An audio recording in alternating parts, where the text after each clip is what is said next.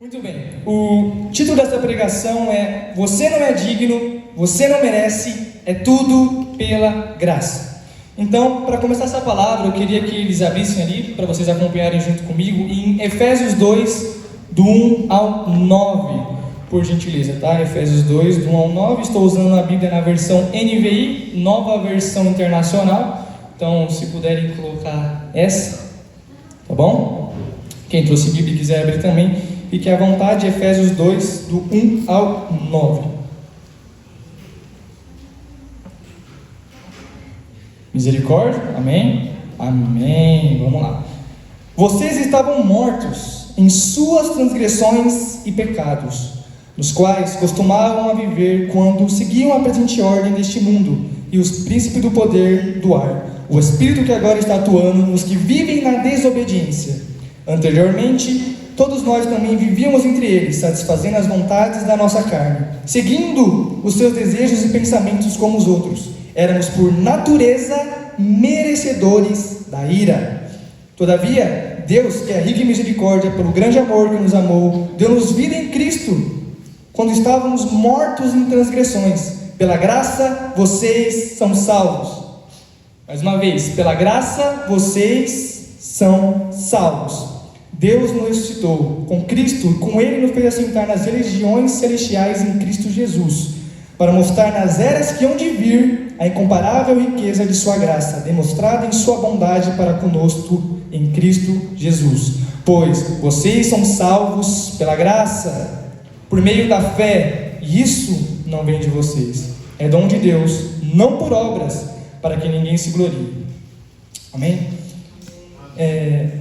Para mim falar da graça, antes eu tenho que falar do pecado do homem, do nosso pecado, da nossa imoralidade, da nossa depravação. Eu preciso falar de como somos sujos, de como vivemos na sujeira, de como estamos distantes de Deus e da sua santidade, de como nós escolhemos estar longe de Deus e fazer tudo aquilo que desagrada a Ele, sendo merecedores de toda a sua ira.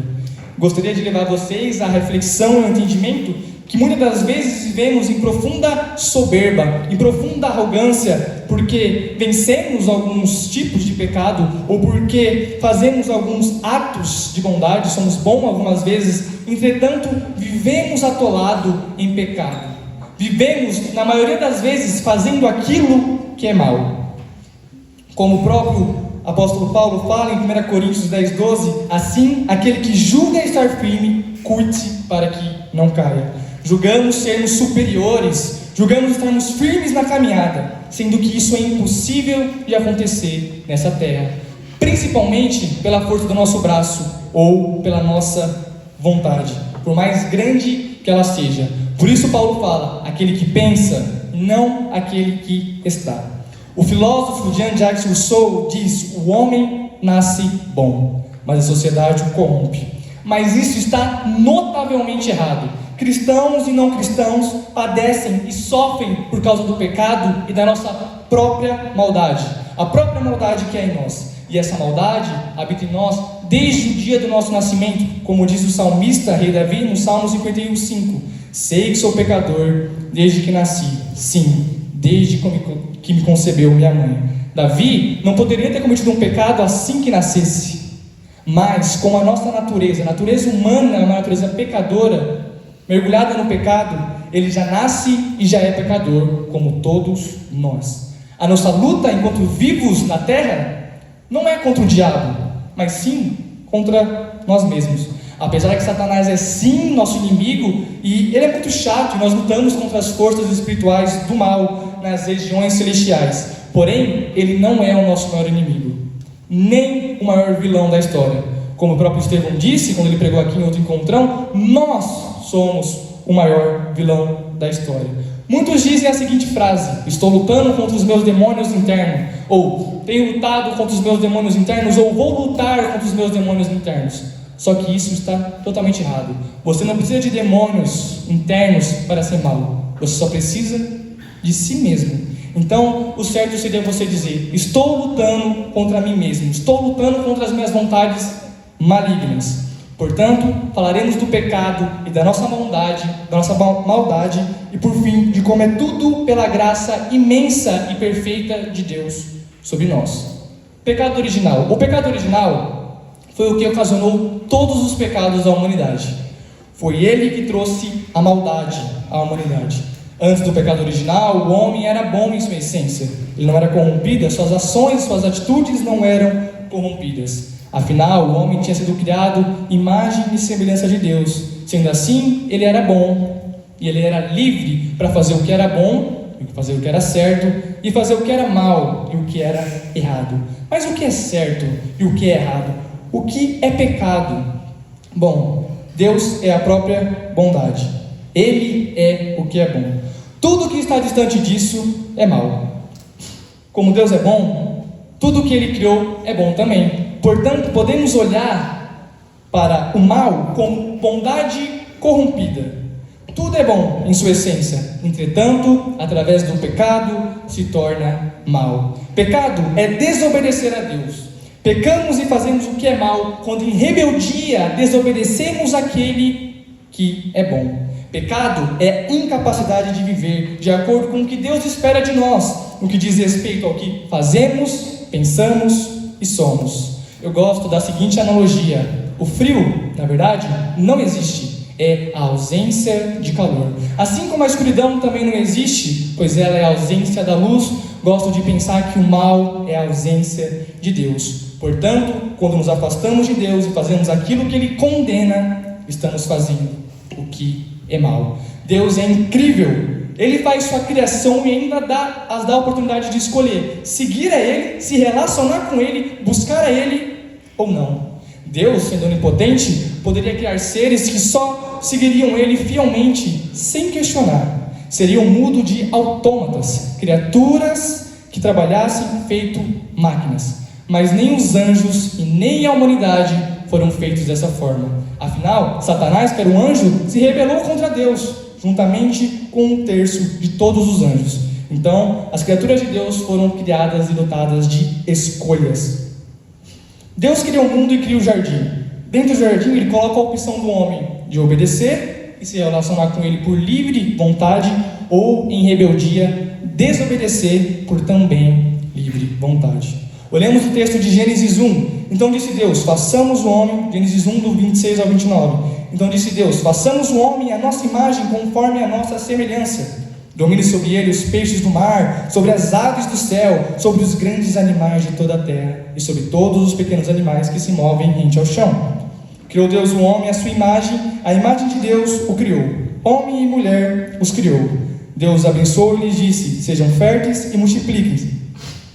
Encham e subjuguem a terra, dominem sobre os peixes do mar, sobre as aves do céu e sobre todos os animais que se movem pela terra. Disse Deus: eis que dou a vocês todas as plantas que nascem em toda a terra e produzem sementes, e todas as árvores que dão frutos com sementes. Elas servirão de alimento para vocês.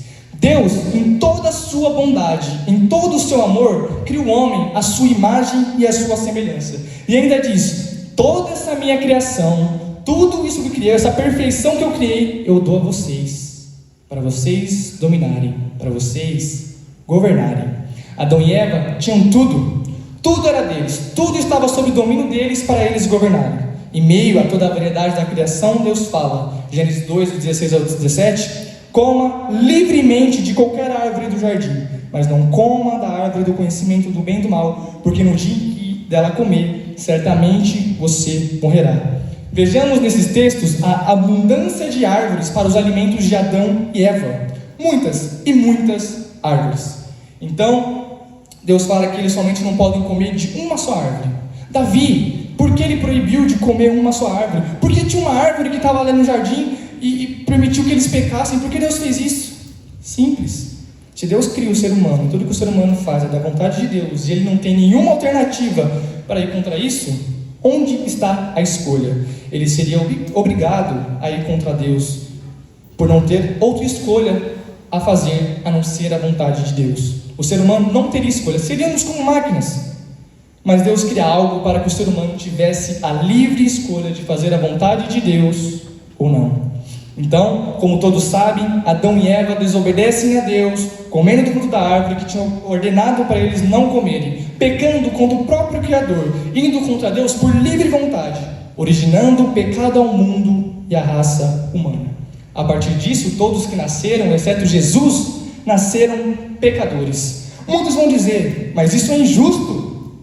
Eu não estava lá. Isso é notavelmente errado também. Na verdade, você estava lá. Adão era o representante de toda a humanidade. Entendemos na teologia que toda a humanidade estava em Adão. O certo seria você dizer, eu estava lá e eu pequei, pois Adão nos representava. Vemos isso no próprio significado do seu nome, no hebraico.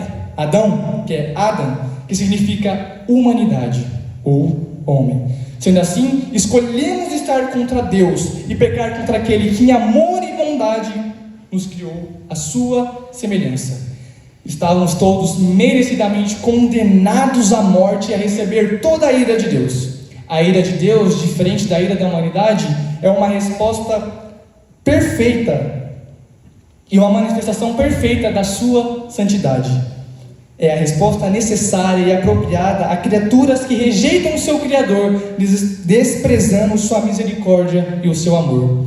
A ira não é algo que Deus resolve sentir. A desaprovação do pecado não é uma questão arbitrária que Deus fala, vou sentir, pois sua natureza é de santidade. Portanto, essa santidade rejeita o pecado automaticamente. Romanos 5,12 vai dizer, portanto, da mesma forma como o pecado entrou no mundo por um homem, e pelo pecado a morte, assim também a morte veio a todos os homens, porque todos pecaram. Tudo isso que falamos até agora foi para mostrarmos e compreendermos a nossa origem, a origem da nossa imoralidade, a origem da nossa depravação total, o início do nosso rompimento com o nosso Criador, o início da nossa imundície e da nossa natureza carnal e pecaminosa. Agora, iremos entender como agimos mediante a nossa depravação. Paulo fala em Romanos, está no Salmo de Davi, os Salmos 14, o Senhor olha dos céus para toda a humanidade, para ver se alguém é sábio, se alguém busca a Deus. Todos, porém, se desviaram, todos se corromperam, ninguém faz o bem, nenhum sequer. Salmos 14, 2-3. Em Eclesiastes, o homem mais sábio da humanidade, Salomão, que foi abençoado por Deus com a sabedoria, olha para a terra e percebe, em Eclesiastes 7:20, todavia não há um só justo na terra, ninguém que pratique o bem e nunca peque. A leitura da palavra de Deus que fizemos até agora mostra para nós como é a realidade. Sei que talvez seja frustrante para todos vocês ouvirem isso, mas todos vocês, assim como eu, somos pecadores, somos maus e fazemos aquilo que é podre, aquilo que desagrada a Deus. Uma das frases mais famosas da modernidade é: siga seu coração. A pergunta que te faço é: como? Como vou seguir meu coração se meu coração é maligno? Como vou seguir meu coração se meu coração deseja aquilo que é mal? Se meu coração é como uma mosca indo atrás do que é podre? Meu coração é totalmente enganoso. Ele me mostra uma realidade mentirosa, mostrando que algo vai ser bom, quando na verdade é o completo oposto.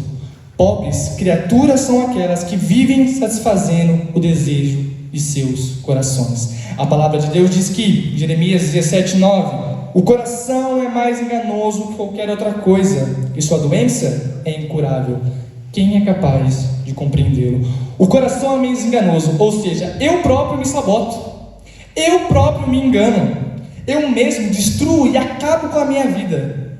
A doença do meu coração, da minha natureza, da minha carne, é incurável.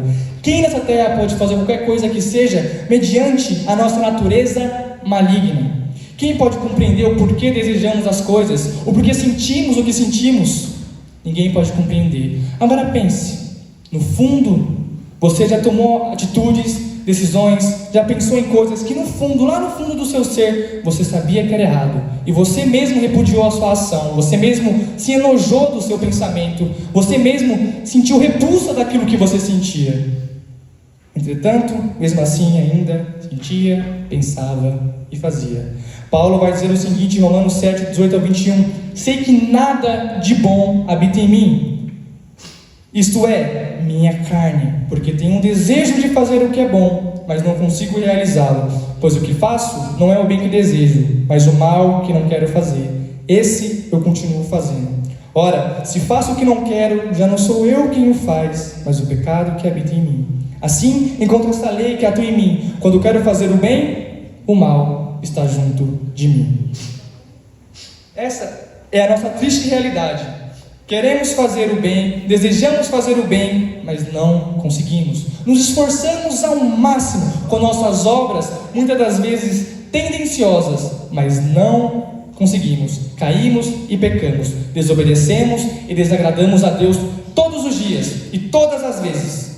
Tudo isso por causa da nossa carne. Tudo isso por causa da nossa carne, da nossa natureza, que é escrava da lei do pecado e da morte. Gravem esse nome: lei do pecado e da morte. Carne é o estado não regenerado do ser humano, nossa propensão natural de nos opor à vontade de Deus, já que somos descendentes de Adão e herdamos a culpa, já que estávamos em Adão.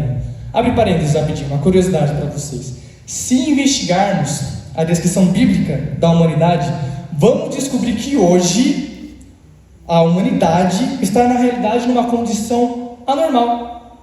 O verdadeiro homem não é o que encontramos na sociedade humana. O verdadeiro homem é o que surgiu na mão de Deus, intocado pelo pecado e pela queda. Na plena acepção da palavra, os únicos seres humanos verdadeiros foram Adão e Eva, antes da queda, e Jesus. Todos os outros, todos nós, somos exemplares deformados, distorcidos e corrompidos do que era para ser a humanidade, do que Deus criou. E por isso temos que olhar tanto para Jesus, porque Ele é o único que veio nessa terra e foi um ser humano como Deus queria que nós fôssemos. Sendo assim, nossa carne, fecha parênteses, é o que domina e é de quem somos escravos. O conceito de liberdade para mim é muito abstrato, porque sei bem que somos presos e escravos de nós mesmos, da nossa vontade, da nossa carne. Nossa carne nos domina, e isso evidencia a nossa natureza, isto é, nossa natureza maligna, nossa natureza pecadora. Paulo, mais adiante, nesse mesmo capítulo de Romanos 7, vai dizer: miserável homem que sou, Romanos 7, 24 a 25. Quem me libertará do corpo sujeito a esta morte? Graças a Deus por Jesus Cristo, o nosso Senhor, de modo que com a mente eu próprio sou escravo da lei de Deus, mas com a carne da lei do pecado.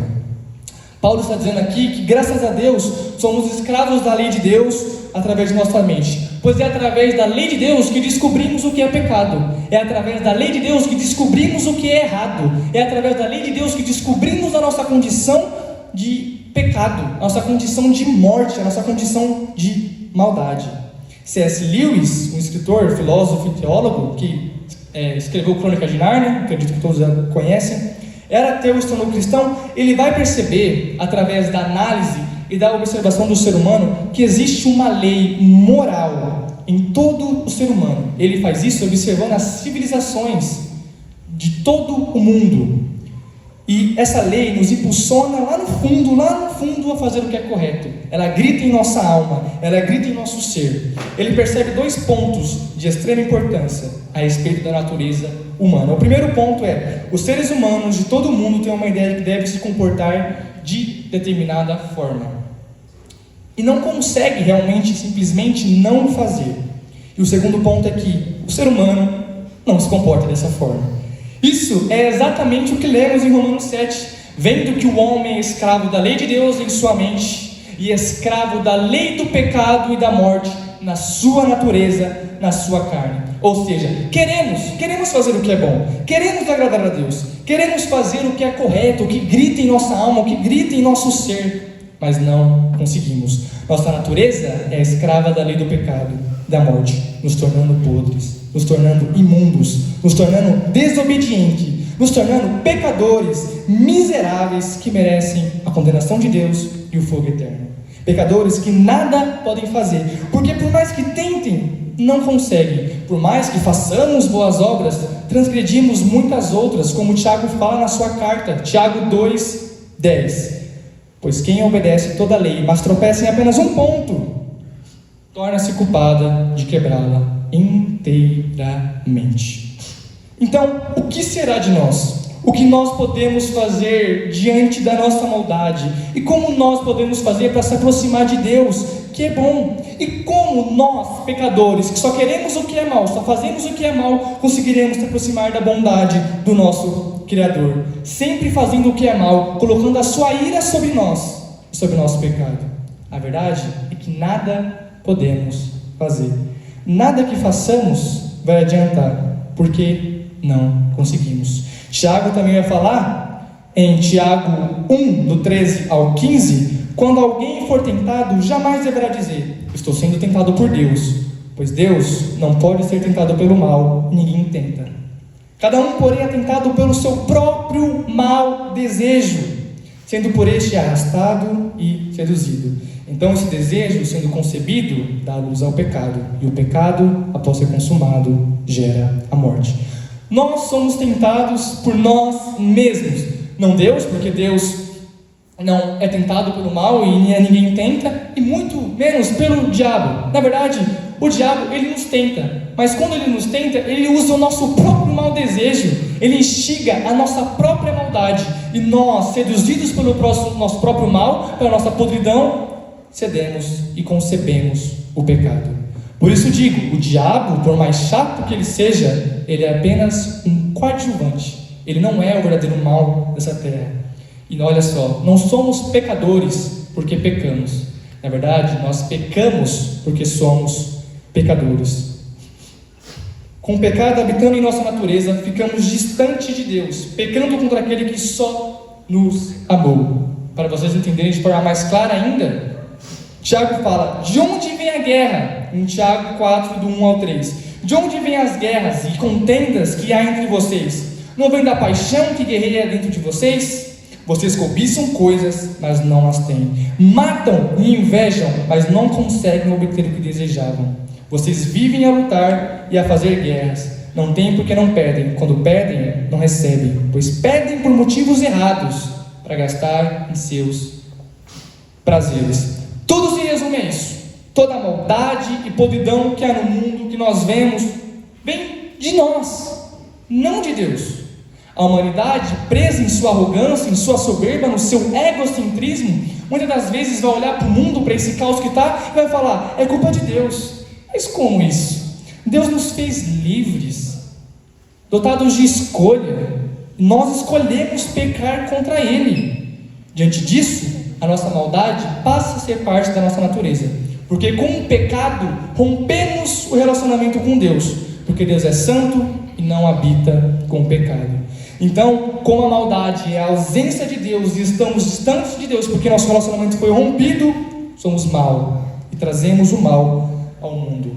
Deus fez um mundo lindo e nos deu para dominar, para governar, um mundo magnífico que só um Deus perfeito pode fazer, e nós, em nossa maldade, fazemos ser essa imundície que é. Muitos acreditam que vão ser salvos por fazer alguns atos de bondade. Muitos, na verdade, acreditam que são bons. Muitos acreditam que estão fazendo o que é certo devido ao fato de não fazerem a maldade ou o pecado que escandaliza, que é escancarado, como por exemplo assassinato, roubo ou adultério, enfim. Entretanto, vivemos na maldade e pecamos de modo sutil, e sabemos disso. Quando sentimos ódio de uma pessoa, é como se fosse homicídio, um assassinato para a palavra de Deus. Isso está em 1 João 3,15. Quanto de vocês aqui já não odiaram alguém? Ai, Davi, odiar? Eu não, é uma palavra muito forte. Vamos mudar então. Quanto vocês não sentiram raiva de alguém? Muita raiva, assim, muita raiva. Quantos de vocês não sentiram raiva de alguém? Talvez por um curto período de tempo, mas com certeza já sentiram ódio por alguma pessoa. Quantos de vocês já não desejaram estar sexualmente com alguém? Não, eu nem vou tão além assim. Quantos de vocês já não desejaram ficar com alguém? Quantos de vocês já não desejaram estar com alguém? Desejar aquela pessoa para si. Isso é como adultério para Deus, mesmo você sendo solteiro. A questão que temos que entender é que essa maldade habita em nós, nos domina e nos cerca todos os dias sem que percebamos, pois já é de nossa natureza. Então achamos que está tudo bem. Muitos mascaram a maldade com alguns atos de bondade, mas ela não deixa de estar ali, ela não deixa de nos consumir. O orgulho, por exemplo, um pecado que Deus odeia. Quanto de nós não somos orgulhosos diariamente em nossos relacionamentos? Quanto de nós não somos orgulhosos em nosso trabalho, nossa faculdade, com os nossos amigos, com a nossa família, com o nosso pai, com a nossa mãe, com o nosso irmão, com a nossa irmã? Quanto de nós não somos orgulhosos, não conseguimos pedir um perdão? Quanto de nós não somos orgulhosos diariamente? Quanto de nós não somos egoístas, sempre querendo para nós, sempre querendo só para nós? Quanto de nós não somos vaidosos, cobiçadores, egocêntricos, libertinos, imorais? Quanto de nós não causamos dissensões e discórdias com fofoquinha, com disse-me-disse? Quantos de nós não somos soberbos, acreditamos ser capazes, acreditamos ser autossuficientes? Quantos de nós não diminuímos ou menosprezamos outras pessoas por tão pouco, por nada, só para querer se aparecer, só para querer se engrandecer em sua soberba? Quanto de nós não mentimos diariamente por uma bobeira que seja? Uma brincadeirinha. Quanto de nós não mentimos? Com pecado não se brinca, Deus é santo. Essas coisas estão presentes em nossas vidas, como aquele sol forte que teve nos dias passados, de 40, 36, 38 graus.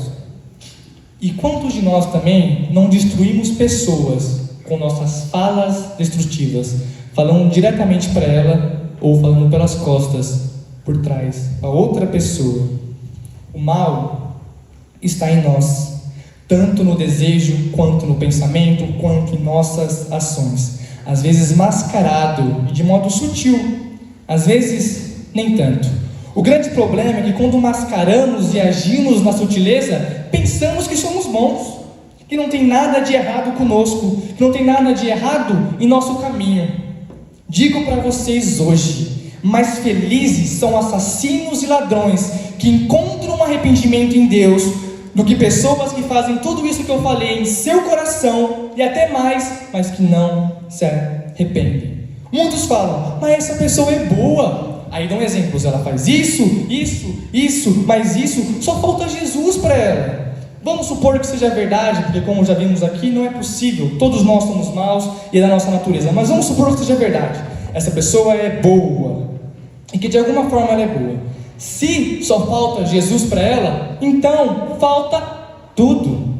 Se só falta Jesus, então falta tudo.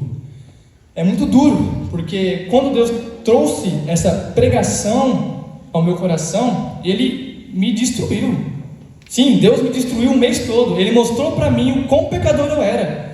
Eu tenho certeza que, dentre vocês que estão aqui, eu sou um dos piores pecadores. Ele me mostrou o meu orgulho, Ele me mostrou a minha soberba, a minha vaidade, Ele me mostrou a minha cobiça, Ele me mostrou o meu egoísmo, Ele me mostrou a minha ira, a minha raiva, o meu ódio, Ele me mostrou a minha imoralidade, Ele me mostrou uma série de pecados e me levou ao chão, me mostrando que eu sou mau. Ele fez eu reconhecer as minhas vontades e meus desejos malignos.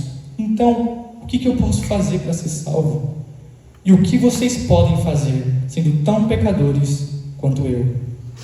E pensem bem, sabemos que se existir uma bondade absoluta, e existe, que é Deus, Ele deve odiar a maior parte das coisas que fazemos.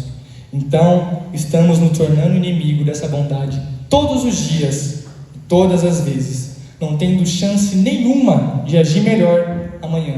E assim, mais uma vez, o nosso caso é irremediável. Infelizmente, estamos perdidos. Repito novamente, o que vocês podem fazer sendo tão pecadores quanto eu? Como já vimos, de fato, nada podemos fazer, mas Deus faz algo extraordinário. Sem que merecêssemos, Ele envia o seu Filho para morrer em nosso lugar, para levar sobre si nossos pecados e nossas transgressões, para levar sobre si a nossa maldade e a nossa podridão, fazendo de Jesus, que era santo, maldito por nós, fazendo de Jesus, que era santo, pecador por nós. Não existe um ato de amor maior do que esse em toda existência, em toda realidade. Jesus sai da harmonia dos céus, da glória dos céus, onde não há tristeza, onde não há dor, e vem à Terra numa época, numa condição precária. Eu não vou analisar profundamente a passagem na Terra e a crucificação de Jesus, pois não há muito tempo. Não é esse o foco da pregação. Mas quero dizer um pouco sobre a crucificação. Foi algo de extrema dor e humilhação. Jesus foi dilacerado e torturado severamente. Ele foi rasgado pelo açoitamento romano. Carregou sua própria cruz após ter sido chicoteado brutalmente, deixando a sua carne e os seus músculos expostos. O Deus sem culpa e sem pecado foi crucificado por sua culpa e por minha culpa, no seu lugar e no meu lugar. A crucificação é uma morte lenta por asfixia, ou seja, Jesus tinha que fazer esforço para respirar várias vezes, ralando as suas costas dilaceradas na cruz, ralando os seus músculos e sua carne expostas, várias e várias vezes. Ao mesmo tempo que isso acontece, pessoas ao redor zombam de Jesus, riem dele, riem da sua condição, falando: você não é Deus? Você não é o rei dos judeus? Você não é o todo-poderoso? Se você é todo-poderoso, sai daí e se salva. Jesus sofreu essa humilhação, sofreu essa dor por nossa causa, por nossa maldade, por causa de nosso pecado. Isso não é nem comparado ao verdadeiro cálice que Jesus tomou, que foi o cálice da ira de Deus, onde Jesus recebeu sobre si todos os nossos pecados, toda a nossa maldade, toda a nossa podridão. Portanto, Deus e Jesus pela primeira vez se distancia, porque Deus é santo e não habita com o pecado. Então Jesus já sente a dor de um filho pela primeira vez se distanciando de seu pai. E em segundo, Deus já vem com toda a sua fúria, com toda a sua ira, para esmagar e condenar e destruir o pecado que estava sobre Jesus, destruindo Jesus consequentemente. Portanto, Deus joga toda a sua ira em Jesus, o moendo completamente, com a ira que era para nós recebermos. Nós deveríamos ter recebido a ira de Deus, não Jesus. Nós somos o mal, nós somos os pecadores que mereciam a morte. Mas é como diz em Isaías 43:5, ele foi transpassado por causa de nossas transgressões, foi esmagado por causa de nossas iniquidades. O castigo que nos trouxe paz estava sobre ele, e pelas suas feridas nós fomos curados. Davi, por que tudo isso? Porque todos nós estávamos condenados a receber a ira de Deus. Mas João 3,16 diz algo que muda a história. Porque Deus amou o mundo de tal maneira que deu o seu único Filho, para que todo aquele que nele crê não pereça, mas tenha a vida eterna. E então, Romanos 5, do 7 ao 8, dificilmente haverá alguém que morra por um justo. Pelo homem bom, talvez alguém tenha coragem de morrer. Mas Deus demonstra seu amor por nós. Cristo morreu em nosso favor, quando ainda éramos pecadores. Isso é a graça de Deus, que vem sobre nós sem que nós merecêssemos. Graça é favor imerecido em relação àqueles que pecam contra Deus e merecem a sua ira. Como estávamos mortos e presos na nossa carne pecaminosa, não podíamos nos ajudar, até que Deus nos salva de nossa própria maldade. A compaixão que Deus tem por nós não vem de algo bom que nós podemos fazer, mas sim de seu grande amor. Paulo diz em Romanos 3, do 19 ao 28, sabemos que tudo que a lei diz àqueles que estão debaixo dela, para que toda a boca se cale e todo mundo esteja sob o juízo de Deus. Portanto, ninguém será declarado justo diante dele, baseando-se na obediência à lei. Pois é mediante a lei que nos tornamos plenamente conscientes do pecado. Aqui Paulo está dizendo que a lei serve para nos mostrar o nosso pecado, a nossa maldade, como estamos afogados e morrendo por causa do pecado e da maldade. Mas agora se manifestou uma justiça que provém de Deus. Versículo 21. Independente da lei, do qual testemunham a lei e os profetas. Justiça de Deus, mediante a fé em Jesus Cristo, para todos os que creem. Não há distinção, pois todos pecaram e estão destituídos da glória de Deus, sendo justificados gratuitamente por sua graça, por meio da redenção que há em Cristo Jesus. Deus o ofereceu como sacrifício para propiciação mediante a fé. Pelo seu sangue, demonstrando a sua justiça, em sua tolerância, havia deixado impunes os pecados anteriormente cometidos. Mas no presente, demonstrou a sua justiça, a fim de ser justo e justificador daquele que tem fé em Jesus. Onde está então o motivo de vanglória? É excluído. Baseado em que princípio? No da obediência à lei? Não, mas no princípio da fé. Pois sustentamos que o homem é justificado pela fé, independente da obediência à lei. Como eu disse, não há nada que possamos fazer que nos traga a salvação. Não há por que se vangloriar, porque se fôssemos para sermos salvos através da nossa obediência à lei, fracassaríamos e morreríamos. Mas somos salvos pela graça de Deus Filho, mediante a fé no sacrifício, a graça de Deus Pai, mediante a fé no sacrifício de Deus Filho, onde Ele derramou o seu sangue por nós, que apaga o nosso pecado e nos purifica. Lembra o que eu falei da lei de Deus na nossa mente, e da lei do pecado e da morte sobre nossa carne? Onde a lei do pecado e da morte prevalecia sobre a lei que estava sobre a nossa mente? Agora, tudo muda. Romanos 8, 2 ao 3, porque por meio de Cristo Jesus, a lei do Espírito da vida me libertou da lei do pecado e da morte. Porque aquilo que a lei for incapaz de fazer por estar enfraquecida pela carne, Deus o fez, enviando o seu próprio Filho, à semelhança do homem pecador, como oferta pelo pecado, e assim condenou o pecado da carne.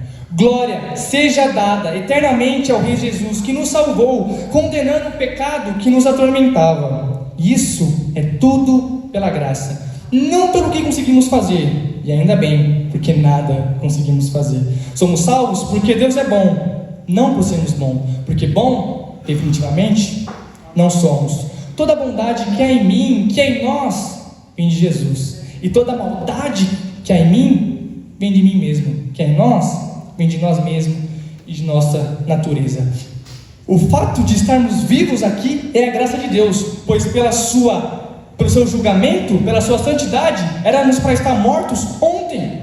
O fato de estarmos aqui hoje, todos vocês e eu, é a graça de Deus. O fato de que alguém te convidou e você está aqui hoje, é a graça de Deus sobre você. Vocês conseguem compreender que sozinhos não conseguiriam ser salvos? Então Deus lança a graça sobre vocês e o Espírito Santo trabalha no coração de vocês agora para que vocês possam ser salvos? Para que vocês possam escolher a Deus ou o rejeitar novamente? Ele ainda, depois de tudo isso, nos dá a escolha. Ele ainda, depois de tudo isso, nos dá a possibilidade de aceitar tudo ou rejeitar tudo. De aceitar o sacrifício de Jesus por nós ou rejeitar. Estamos caindo e morrendo afogado no nosso pecado e na nossa própria maldade. Deus, em sua graça e amor, vem e estende a mão para nós. E aí que nossa escolha opera. Aceitaremos e seremos filhos de Deus e viveremos com Ele eternamente? Ou continuaremos a morrer em nosso pecado e na nossa maldade? Meus amigos, precisamos da graça e nada mais. Infelizmente, eu ainda continuo pecando. Eu ainda sou pecador, infelizmente. Eu só pararei de pecar quando eu estiver na glória com Jesus. Mas quanto mais eu peco, mais a graça de Deus cai sobre mim. E quanto mais eu peco, mais eu vejo que eu não mereço ser salvo e que mesmo assim eu sou salvo. Conseguem ver a beleza da graça? Não somos dignos, não merecemos. É tudo pela graça. Dito tudo isso, e aqui vou concluindo, a misericórdia de Deus é algo totalmente improvável aos nossos olhos. Por que Deus teria misericórdia de pecadores como nós? Pecadores que em todas as suas ações, atitudes, pensamentos, sentimentos, despertam a sua ira, indo totalmente contra a sua santidade. Isso me faz lembrar uma história da Bíblia, a história de Jonas e Nínive. Quando lembramos de Jonas, sempre falamos do grande peixe que engoliu Jonas. Mas o livro de Jonas, apesar de ser um livro extremamente curto, nos traz uma reflexão profunda sobre a misericórdia de Deus sobre nós. Deus pede para Jonas ir pregar a Nínive, que daqui a 40 dias eles vão ser destruídos por causa dos seus pecados, por causa de seus maus caminhos. Então Jonas não quer ir pregar para Nínive. Jonas vai embora. Então o grande peixe vai e engole ele, e depois Deus liberta ele do grande peixe. Então Jonas vai e prega para Nínive. E adivinha o que acontece? Nínive se arrepende de seus maus pecados e abandona os seus maus caminhos.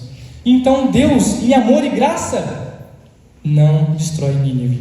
Então Jonas fica muito irado, porque Jonas fala: não, isso não pode, eu sabia que você ia fazer isso, por isso que eu não queria ir lá pregar, porque eu sabia que o Senhor é amoroso, porque eu sabia que o Senhor é gracioso e que o Senhor ia perdoar ele se ele se arrependesse. Então Jonas fica muito irado, porque ele julgava Nínive merecedores da ira de Deus. Eles de fato eram, pois Deus mesmo disse que ia destruir eles. Isso me faz lembrar de nós. Somos merecedores do juízo e da ira de Deus. Entretanto, se nos arrependermos, Ele agirá com misericórdia e amor conosco, nos livrando da destruição e condenação que merecemos. A conclusão que podemos tirar de tudo isso que vemos é que, de fato, somos merecedores da ira de Deus. E Ele, em amor e graça, nos concede misericórdia. Davi, então tá de boas. Já que você falou que você peca e a graça cai sobre você, é só eu pecar que a graça vai continuar caindo sobre mim. Bom, deixarei a resposta do apóstolo Paulo para vocês que pensam assim. Romanos 6, 1 ao 2. Que diremos então? Continuaremos pecando para que a graça aumente? De maneira nenhuma. Nós, os que morremos para o pecado, como podemos continuar vivendo nele? E 1 Pedro do 4, 1 ao 2, Pedro vai falar: portanto, uma vez que Cristo sofreu corporalmente, arme-se do mesmo pensamento, pois aquele que em seu corpo sofreu e rompeu com o pecado, para que no tempo que lhe resta não viva mais para satisfazer os seus maus desejos, mas sim para fazer a vontade de Deus. Nossa vida, após confessarmos Jesus como nosso Senhor e Salvador, vai ser uma gigantesca luta da carne, o nosso estado não regenerado, e o Espírito que habita em nós após as nossas conversões. Paulo fala aos Gálatas: por isso digo, vivam pelo Espírito, e de modo nenhum satisfarão os desejos da carne, pois a carne deseja o que é contrário ao Espírito, e o Espírito o que é contrário à carne. Eles estão em conflitos um com o outro, de modo que vocês não fazem o que desejam. Para vivermos pelo Espírito é necessário muita oração, é necessário vigiar, pois como nosso mestre rei Jesus disse em Mateus 26, 41, vigiem e orem, para que não caiam em tentação. O Espírito está pronto, mas a carne é fraca. Cristianismo, no final das contas, é isso. Não vai ser uma super guerra no campo de batalha contra as forças das trevas e contra os poderes malignos, apesar que a gente luta assim contra eles, mas sim uma luta diária contra as nossas vontades pecaminosas, onde seremos bons através do Espírito Santo que habita em nós, ou seremos maus quando deixarmos a nossa natureza, a nossa maldade prevalecer nas batalhas. Por isso que venho a vocês hoje como João Batista e como Jesus foram quando começaram a pregar em seus ministérios. Em Mateus 3, 1 ao 2 diz: naqueles dias surgiu João Batista pregando no deserto da Judéia. Ele dizia: arrependam-se, pois é chegado o reino dos céus.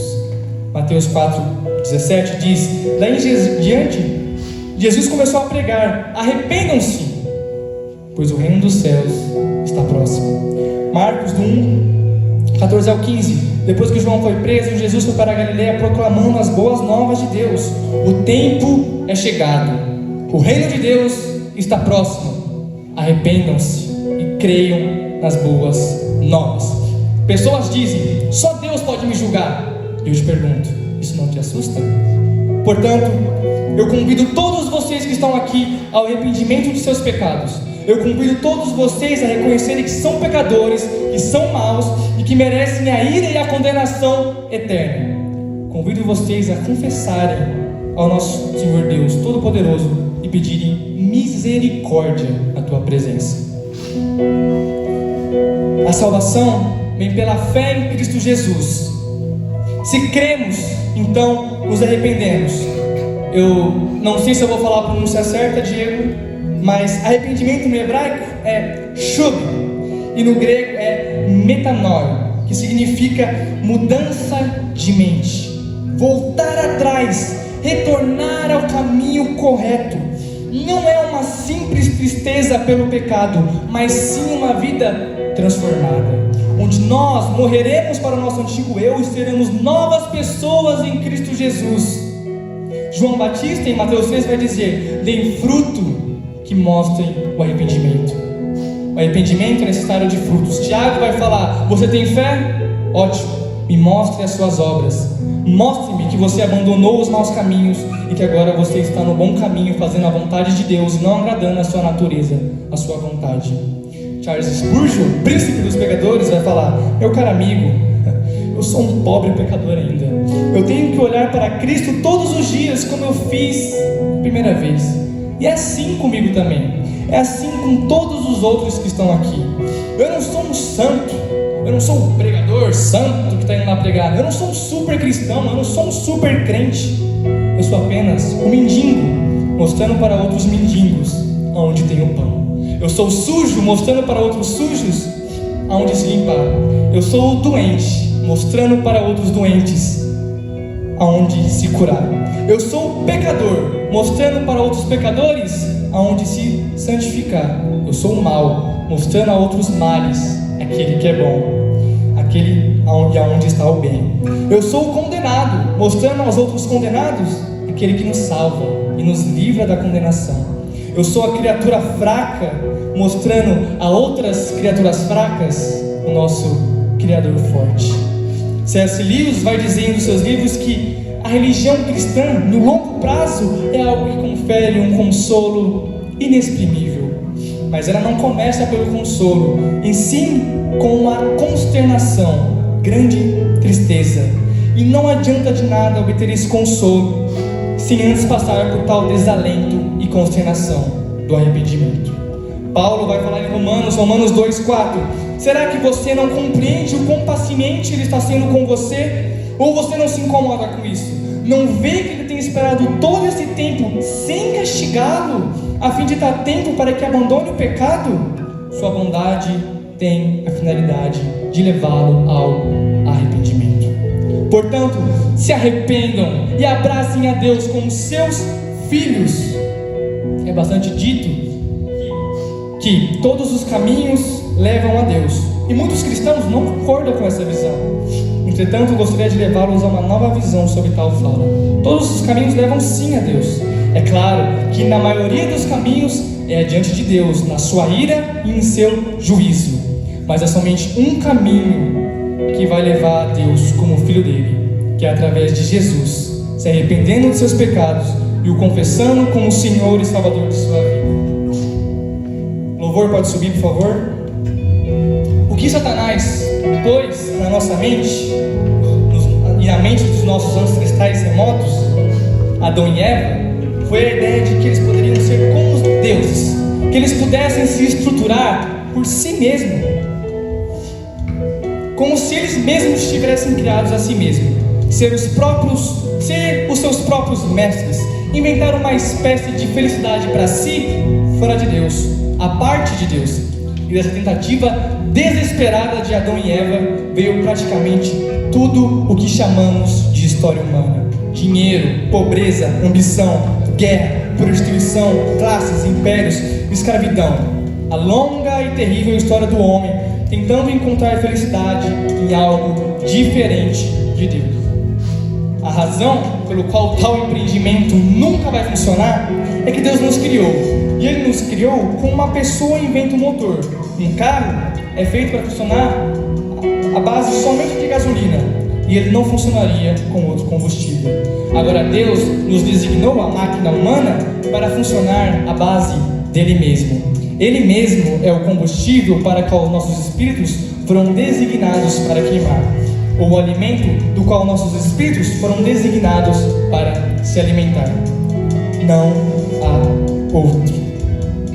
Só encontraremos valor em uma fonte superior.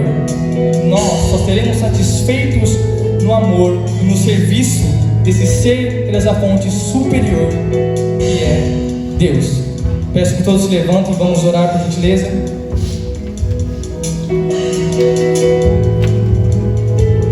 Todos fechem os olhos, abaixem suas cabeças, por favor. Peço que todos estejam em espírito de oração.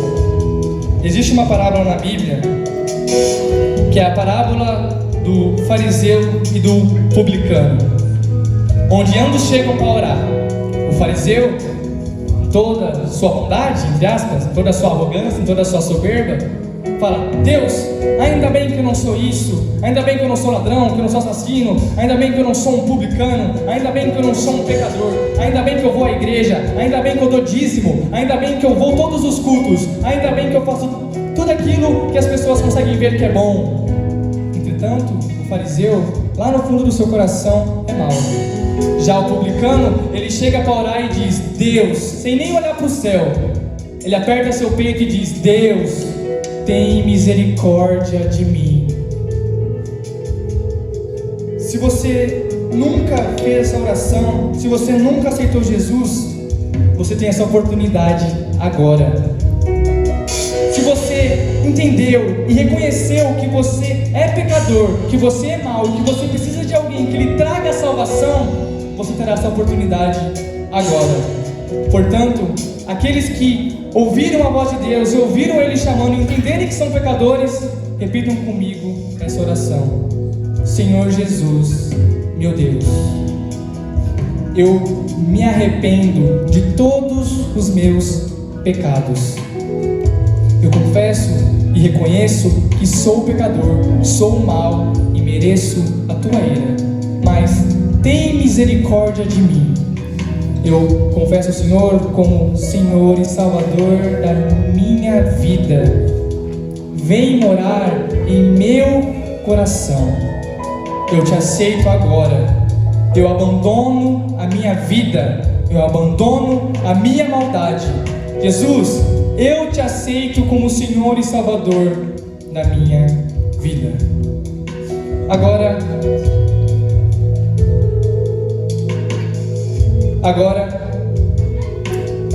tem também uma questão extremamente complicada, que é para pessoas que estão na igreja, ou para pessoas que saíram da igreja, ou que já foram da igreja. Na verdade, meu pai me disse algo que é muito interessante. Muitos são convencidos e não convertidos pelo Evangelho. E isso, como a gente descobre isso, Davi? Pelos frutos, pelas obras, como diz Tiago, como diz João Batista. Então, você é convertido ou você só foi apenas convencido pela palavra de Deus? Você precisa se converter. Então, faça essa oração comigo. Deus, eu estive no seu caminho há um tempo já e eu não me converti. Eu só estava aqui, eu só estava existindo. Eu não mudei os meus caminhos, eu não me arrependi de meus pecados, eu continuei pecando, eu continuei falhando, eu continuei dando vazão à minha natureza maligna, eu continuei fazendo o que o Senhor detesta. Mas agora, Deus, eu me arrependo dos meus pecados, eu deixo para trás o meu mau caminho, eu deixo para trás as minhas más ações, eu deixo para trás o meu antigo eu, a minha vida. E nesse momento agora eu morro e vivo em Cristo, porque aceito o Senhor como Senhor e Salvador da minha vida. Vem morar no meu coração, finalmente vem morar no meu coração, pois eu me converto a Ti, pois eu me rendo a Ti.